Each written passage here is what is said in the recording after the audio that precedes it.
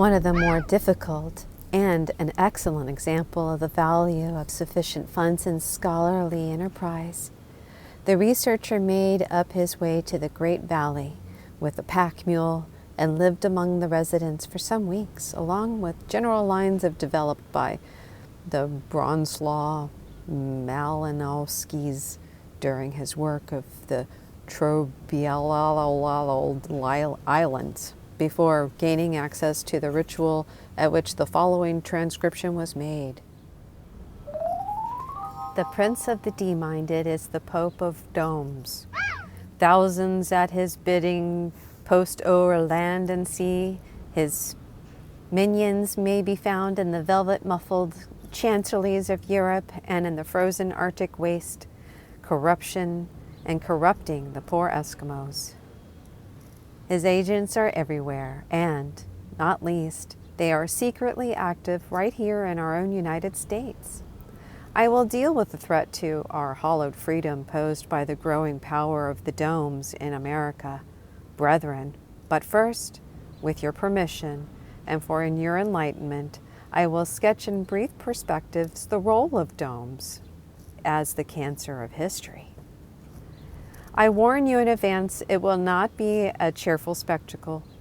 There is no cause for optimism when we view the successful peripety of the domes over the centuries.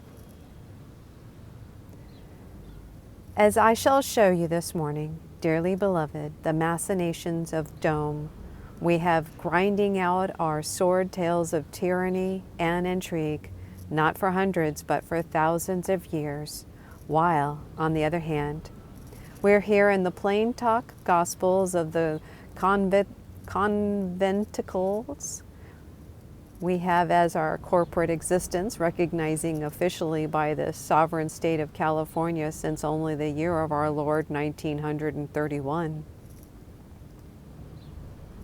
The papalist myriadoms number in the millions, and we are but a handful. The hierarchy of dome has of phalanx after phalanx of ermine-clad cardinals, archbishops, patriarchs, potentates, archimandrites and drites and priests and monsignors and sisters of all colors and shapes of foreign-looking headdresses.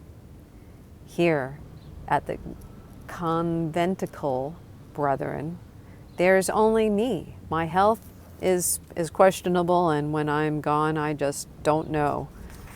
Humanity speaking, what will be the fate of the plain talk gospel?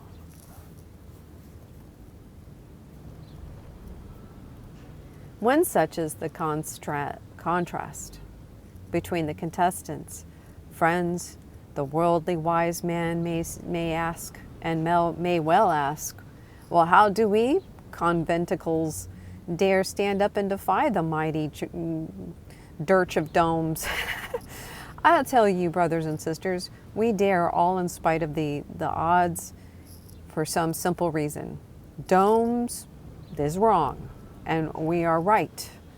They can overwhelm us with force by numbers. They can betray us by treachery. They can put us all on the rack or let us rot in secret dungeons in the Vaticans. Our voice will not be stilled. They call it dome eternal, and they speak truly when they call it so, for hidden in the papal boost is the boast of the nasty and ghastly truth. St. John in the book of Revelations refers to the Pope of Dome as the Scarlet Woman of Babylon. The next text is interpreted outside the plain talk of concordance as meaning the popes are as bad as the rulers of pagan Babylon. Friends, that's only the surface meaning. What St. John is trying desperately to tell us that that the Pope of Dome actually was the ruler of Babylon. And not only Babylon. When the children of Israel, the Old Testament forerunners of the plain talk conventicular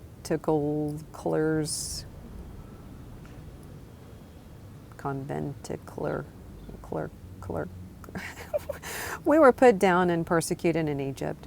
I tell you, the cruel Pharaoh was nobody else but the Pope of Rome. It all explained in the book of Numbers, and the explanation is spelled out verse by verse in the plain talk of concordance. Dome eternal. Indeed it is. Ah, but the greatest triumph in the long and sordid, bloody history of papalism was surely the moment when the popes captured Christianity itself. Early Christianity, a scholarly investigation, has long been since established and has actually Protestant. And it was actually Protestant. The Catholics didn't come along until much later. In the Acts of the Apostles, the Christians' church you read about is quite clearly a conventicle of plain talk gospelers, with St. Paul of Tarsus filling the job of regional moderator, traveling around from assembly to assembly all over Greece and Asia Minor. The same I do myself through Southern California and Western Nevada.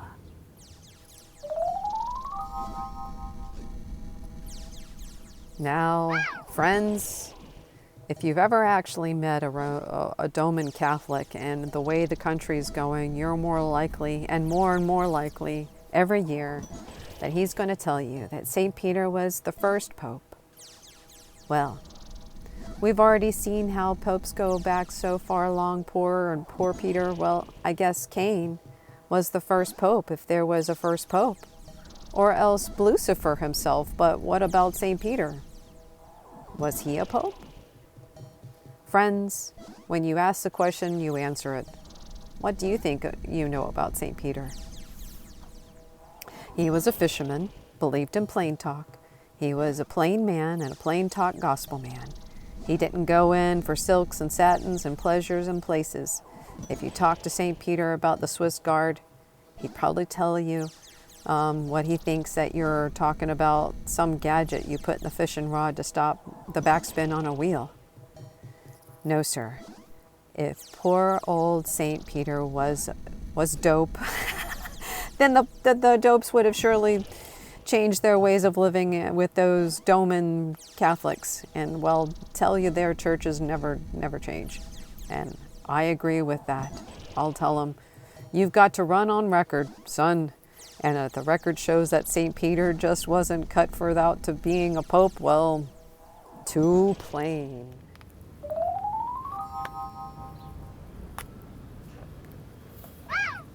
How it all happened was like this.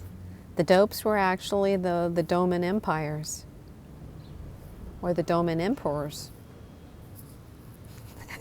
This is a pretty obtrusive scholarship and all of the like that, but the Doman Catholics themselves admit that the dope's proper title was the Pontifex Maximus, and this we also the title of the old Doman emperors.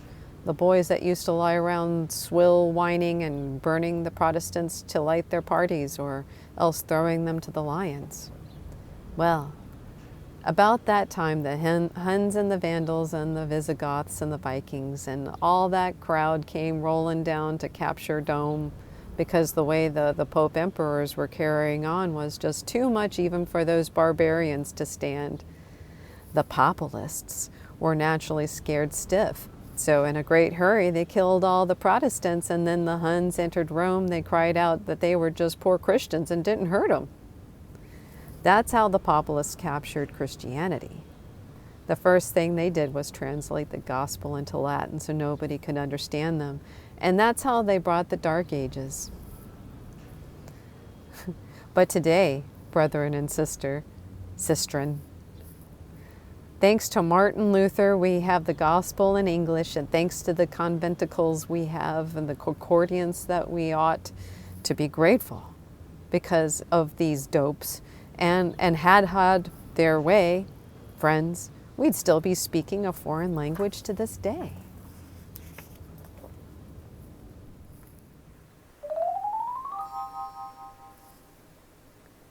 Friends, the first thing that made America great is the wall of separation between church and state. all those other countries have gone down after one after another because those Roman Catholics and the machinations. France was a Roman Catholic country and they had to fall. The fall of France in 1940. Italy was a Roman Catholic country and they had Mussolini. Spain is a Roman Catholic country and they had Franco. Well, anyway, everywhere you turn the story, it's the same, but the American, well, we've got the wall of separation to keep the Catholics out of America. Now, friends, we can see in the open without subterfuge how subtle and Machiavellian the Dominists are.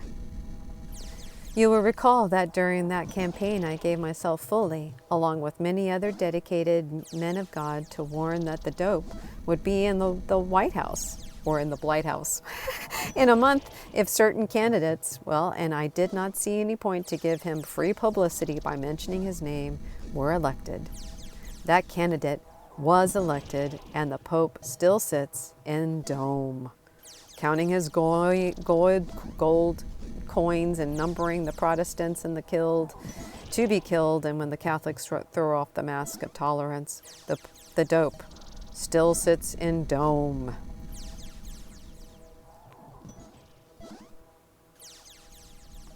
Ooh.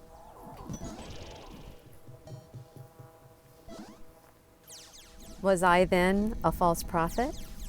No, my brethren, the Pope still sits in dome for two reasons.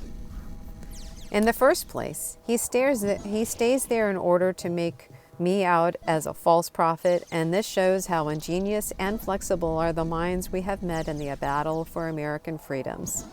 In the second place, I would not boast, but I am sure that the dope has stayed where he is only because the effective warning issued by American Protestant preachers, the humble regional moderator of conventicles among them during the campaign. Therefore, friends, we must not relax our vigil, maintain a close watch on the papalist president, and scrutinize daily the sailings from all Mediterranean ports. As never before, we must make our cry heard. No hope in dope. And while we're about it, it won't hurt to keep an eye on those high-churched Episcopalians.